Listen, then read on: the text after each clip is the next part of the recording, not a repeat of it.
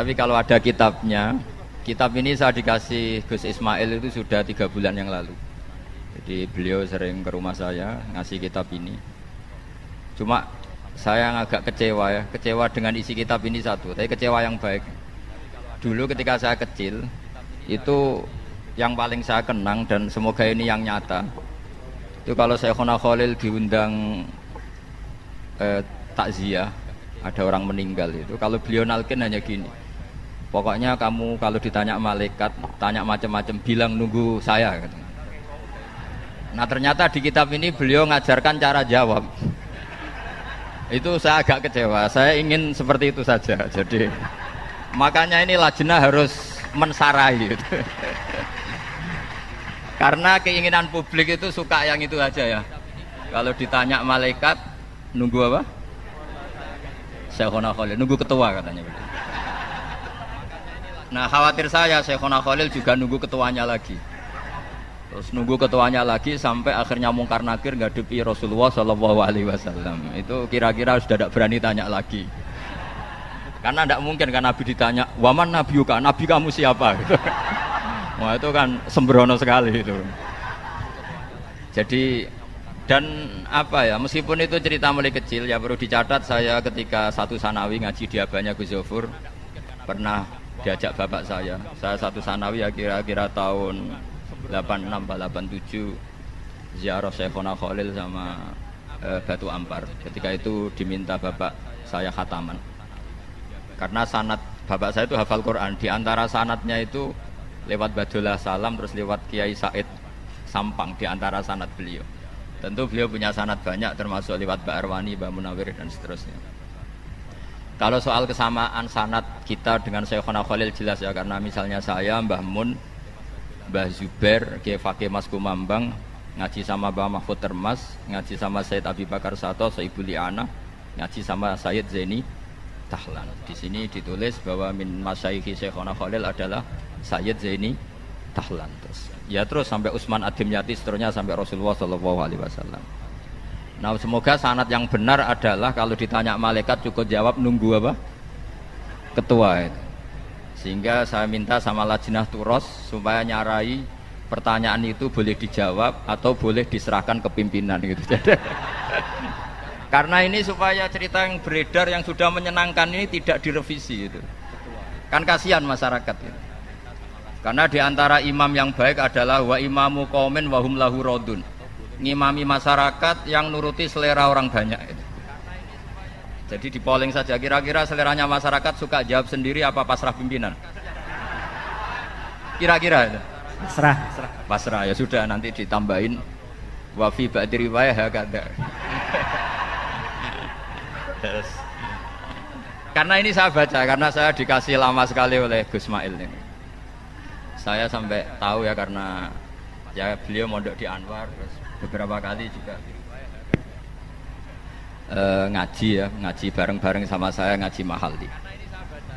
Kemudian yang saya kenang dari komentarnya Lajnah, meskipun saya ya setengah setuju setengah enggak ini Lajnah harus mendengar, ini bukan kritik, saya mengingatkan saja. Di antara materi di sini disebutkan Syekhona Khalil meskipun cerita istiqdad lil maut, tapi beliau masih sempat mengeropi kalimat-kalimat dalam kitabnya. Terus kata Lajnah, ini untuk mengingatkan bahwa syarat wali itu harus alim katanya. Jadi itu yang saya agak ngeritik Lajnah, karena itu cerminan komentarnya Lajnah sebetulnya. Kalau Syekhona Khalil sendiri akan membiarkan Allah yaf'alu ma yasha. Jadi Allah boleh ngangkat wali yang tidak alim, itu saya yakin. Tapi di sini Lajnah, karena begini ya, ini bukan kritik ya, masukan supaya nggak tersinggung. Karena begini ya, kalau dalam ilmu wali itu beda dengan ulama ya. Kalau pikirannya Imam Syafi'i, ulama itu mesti wali, tapi kalau wali tidak mesti ulama. Jadi artinya wali itu boleh lah dari orang yang nggak terlalu alim gitu. Tapi di takriran ini, di Muqaddimah, seakan-akan wali itu harus alim. Kalau menurut saya, ya orang alim itu mesti wali, tapi wali tidak harus alim. Karena kritik saya itu bukan apa-apa, karena kasihan sampean semua nggak mungkin jadi wali gitu. Kalau syaratnya ketat-ketat itu. Jadi ini mewakili suara publik. Karena saya sering rebukan sama Gus Adim. Gus, ini bagus ini, semua mic ingin dipakai ngaji. Jadi cara berpikir positif, jangan kok, wah ngajinya udah profesional, mic-nya gonta-ganti. Tidak, cara berpikir ya semua mic ingin dipakai ngaji gitu. Saya ini itu pengagum Imam Syafi'i. Imam Syafi'i itu orang yang paling saya kagumi karena kalau ngendikan itu semuanya dibikin gampang. Ya Imam Syafi'i, orang yang tadi nyucup Anda, setelah di luar ngerasani Anda, menghujat Anda itu gimana ya? Ya berarti saya wibawa, di depan saya tidak berani gitu. Jadi nanggapinnya itu enteng saja. Itu separuh dari kampung kamu itu benci kamu, gayanya hormat. Ya baguslah kalau benci gak akan utang duit katanya. Orang tuh kalau neng-nengan itu kan gak akan minta tolong. Kamu pernah diutangi orang yang benci kamu? Tapi kalau teman, wah bahaya sekali itu. Jadi Imam Syafi'i itu enak saja melihat hidup itu gampang saja. Saya teruskan ya, pentingnya alim nahwu ya. Kalau belajar itu cari sisi ekstrimnya. Makanya dalam mukadimah yang saya setuju adalah betapa bahayanya kita kalau punya wali yang tidak alim. Meskipun wali tidak harus alim-alim banget, tapi kita tentu melihat Syekhona Khalil itu orang alim yang wali, bukan wali yang alim. Itu beda. Orang alim yang wali, bukan wali yang alim. Tapi orang statusnya alim dulu, baru min lawazimil alim beliau itu wali. Nah ini kenapa penting? Karena begini, saya ini kan nekuni Quran ya, karena bapak saya hafal Quran, saya harus nekuni Quran. Itu trauma terburuk dalam sejarah Islam itu sebetulnya masalah lahnal khitab atau lahnal kalam. Itu sejarah terburuk. Sehingga masyhur awal dikarangnya nahwu karena ada orang Arabi ketika ketemu Sayyidina Umar kila Sayyidina Ali, dia frustasi gitu, tidak akan dapat rahmat dari Allah karena cara baca dia innallaha bari'um minal musyrikina wa rasulih. Dia baca Allah itu tidak punya urusan dengan orang musyrik, juga tidak punya urusan dengan Rasul, karena dia baca dengan jer diatafkan minal musyrikin. Sehingga yang masyhur itu dibenarkan oleh Sayyidina Ali.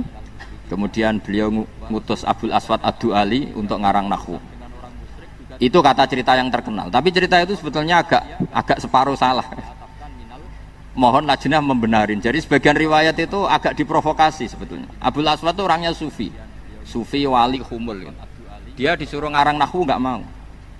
Terus si Amir saat itu kila Sayyidina Ali menyuruh orang disuruh salah di depannya. Jadi itu agak-agak drama. Menyuruh orang yang disuruh salah di depannya. Ketika salah tadi, kesimpulan tadi innallaha bari'um minal musyrikin wa rasulih, terus kamu datang ke rumah saya, saya ajarin. Ini bahaya sekali kalau Quran kamu baca model gini. Sehingga terus dikarang bab ataf pasti. Jadi ada versi dua, yang satu nganggap itu alami, yang satu memang karena Abul Aswad nggak mau ngarang nahwu. Sampai tadi dengan tanda kutip ada drama waqiah, kejadian seperti itu, terus beliau baru ngarang nahwu. Terus kedua, Nabi sendiri zaman Sugeng, ini kenangan saya ngaji Sab'ah. Nabi itu zaman Sugeng sebetulnya beberapa lughat, meskipun ini bukan riwayat yang valid-valid amat. Itu ada orang yang kalau manggil Nabi itu bukan ya Nabi Allah, tapi ya Nabi Allah. Meskipun kesalahan ini bagus. Sehingga Imam Asim mengatakan sebetulnya qiraah bil hamzi itu sah. Karena lafadz Nabi Allah itu bukan mahmus ya, tapi bukan nakis ya, tapi mahmus lam. Saya ulang lagi ya. Jadi sebetulnya kalau kita fair kan naba'a yang ba'u naba'an itu mahmus lam. Karena Nabi itu man naba'a anillah, orang yang menceritakan tentang Allah, maka harusnya ya Nabi Allah. Buktinya fiilnya pakai nabi ibadi, pakai hamzah, nabi ibadi, ceritakan ke hambaku anni anal ghafurur rahim wa nabbihum an dhaifi Ibrahim. Sehingga dalam qiraat Sab'ah kalau Imam Nafi' baca itu wan nabiin, bukan wan nabiin tapi wan. Dan itu ngenakkan kita itu begini. Andai kan tidak ada bacaan seperti itu, maka kita akan mengira huzuan itu nakis wawi. Padahal tidak, dia mahmus lam. Buktinya ketika madi haza'ah yaza'u hus'an sebetulnya. Allahu yastahzi'u pakai hamzah. Andai kan tidak ada kiro asap, maka orang ngira itu nakis wawi dan sampai nyari kamus nganti mati, hidup mati lagi gak ketemu. Ketemunya itu di mahmus. Sehingga saya suka kalau ada wali atau ulama ngarang nahwu itu suka.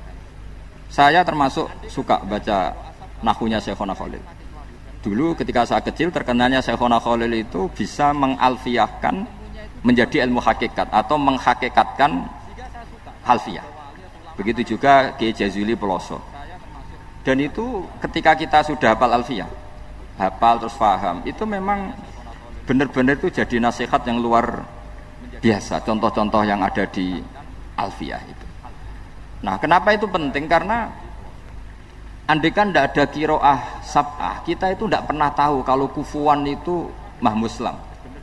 Tapi kalau ada yang baca kuf'an atau kufu'an, kan terus enak gitu. Dan Allah tidak ada siapapun yang menyamainya.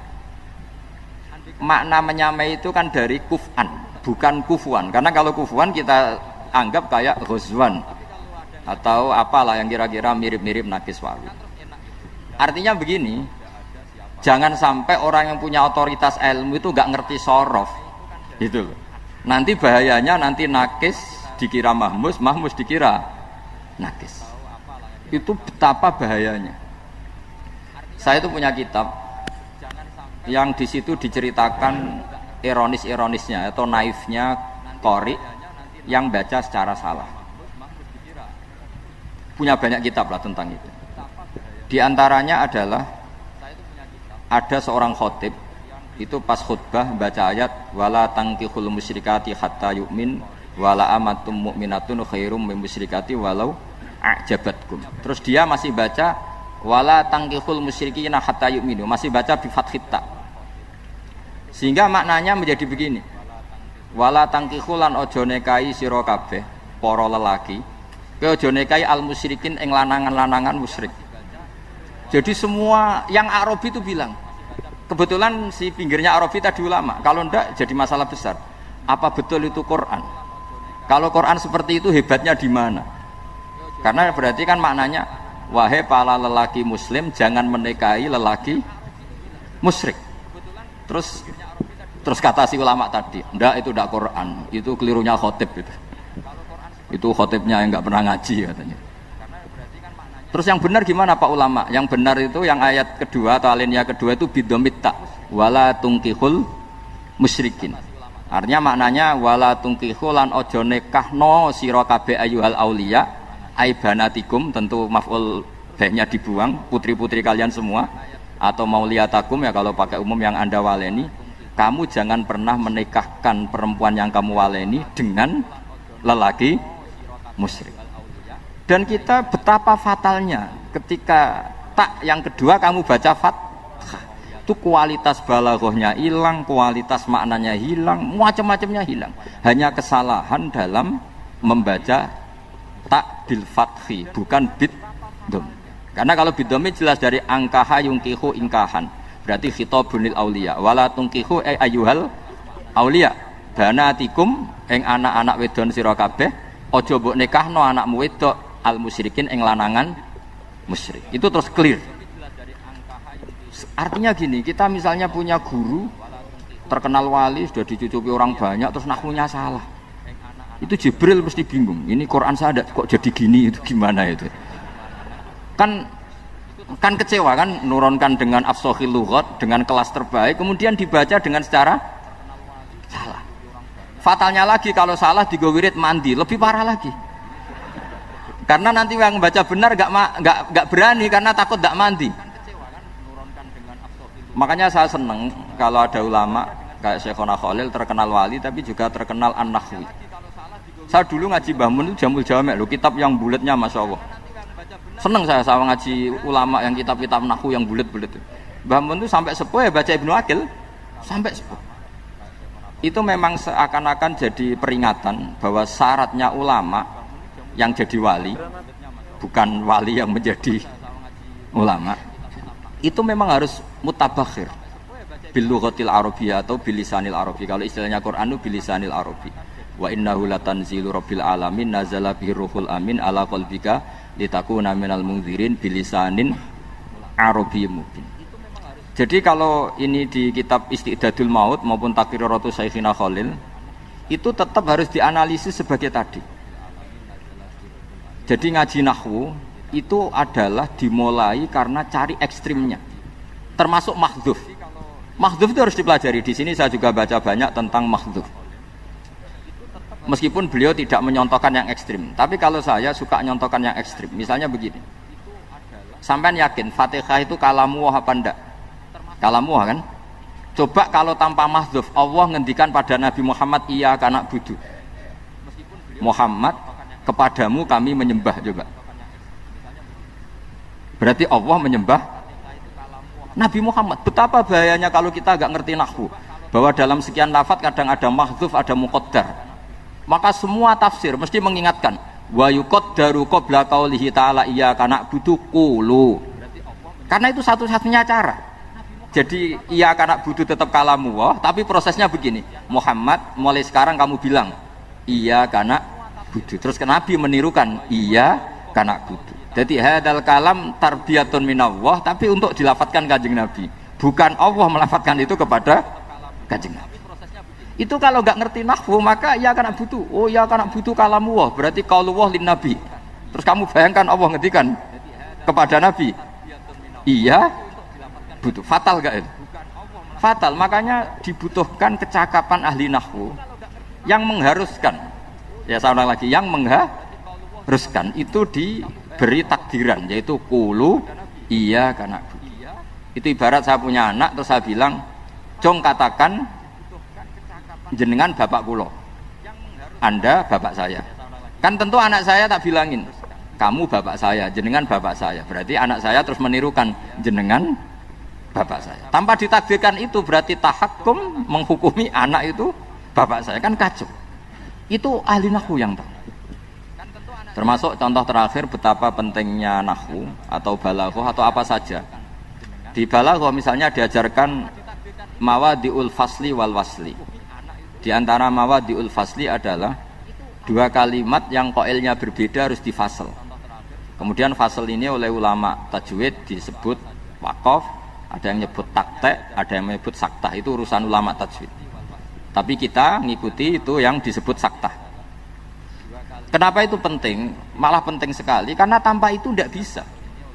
Misalnya alhamdulillahilladzi anzala ala abdil kitaba wa lam yaj'al lahu iwaja. Coba kalau tanpa sakta, walam yaj'alan ora gawe sapa Allah lahu ing Quran, ora digawe iwajan, ora digawe bengkok, qayiman ora digawe jejeg. Jadi Quran ya agak jejeg, agak bengkok. Itu kan fatal sekali. Karena takut makna seperti itu, maka tidak boleh tasallutul amil, yaitu walam yaj'al ke lafaz iwaja. Tapi ini satu mafhum. Jadi maknanya walam yaj'al lahu iwaja, Allah tidak bikin Quran itu bengkok. Terus sakta, maknanya agak bengkok itu apa? Qayyimah. Nah, dengan fasal ini maka lafadz ini dimaknani secara kesimpulan, bukan ada tasallutul amil walam yaj'al mengamalkan ke qayyiman. Kalau itu berarti bahaya, berarti walam yaj'al lahu qayyiman. Oh, itu bisa kafir. Jadi artinya gini, andai kan kita punya guru terkenal wali keramat terus baca walam yaj'al lahu qayyiman, terus kita curiga ini wali model apa kok nyifati Quran seperti itu kan, itu harus dibredel itu ada kewaliannya. Artinya apa? Dengan Syekhona Khalil bisa ngarang kitab nahwu seperti ini, Manzumah Nuzhati Tulab ini mentakriri, itu menurut saya itu garansi yang kesekian, garansi yang otoritatif bahwa beliau wali betul. Karena memang syaratnya wali itu harus menyelamatkan naskah. Karena agama ini dibawa oleh Quran dan hadis, semuanya berbentuk naskah. Kita bisa membayangkan kalau ulamanya atau walinya saja membaca naskah itu secara apa? Salah. Maka dalam guyonan-guyonan ulama dulu sampai ada masyhur itu guyonan itu. Cuma ini nggak ada riwayatnya, hanya guyonan. Ada orang mati gara-gara titik. Itu tadi gurunya itu memijazahkan habbatun sauda dawaun min kulli apa? Artinya jintan hitam itu obat dari segala penyakit. Muridnya itu naskahnya tuh hayatun sauda, ular hitam. Karena kalau habbah itu bebijian, kalau hayah itu, lah ular hitam itu kan artinya kobra, dicari. dicari, dipatok, terus taqabbalallahu minna minkum taqabbal ya karim.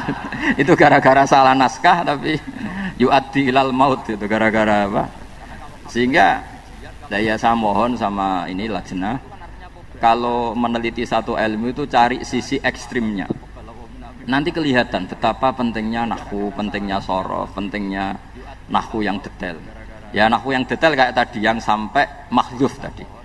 Makanya semua tafsir sama lihat itu mesti sebelum iyyaka na'budu wa yuqaddaru qabla qauli ta'ala iyyaka na'budu qulu. Karena tanpa itu kamu bayangkan hadza kalamullah li nabi. Terus redaksinya iyyaka kan enggak kebayang seperti itu. Yang kebayang adalah Muhammad katakan ke saya kalimat atau kata iyyaka na'budu. Ya jadi saya mempelajari naskah-naskah Syekhona Khalil. Tapi khusus yang soalul malaken mungkar nakir itu naskah itu tolong lajnah menambahi takriran tadi supaya menguntungkan kita. Gunanya apa? Kita dapat untungnya kan gitu. Karena kita semua ini ibadah tujar, mau loyal ya kalau ada untungnya, kalau enggak ya enggak. Ya saya kira demikian. Assalamualaikum warahmatullahi wabarakatuh.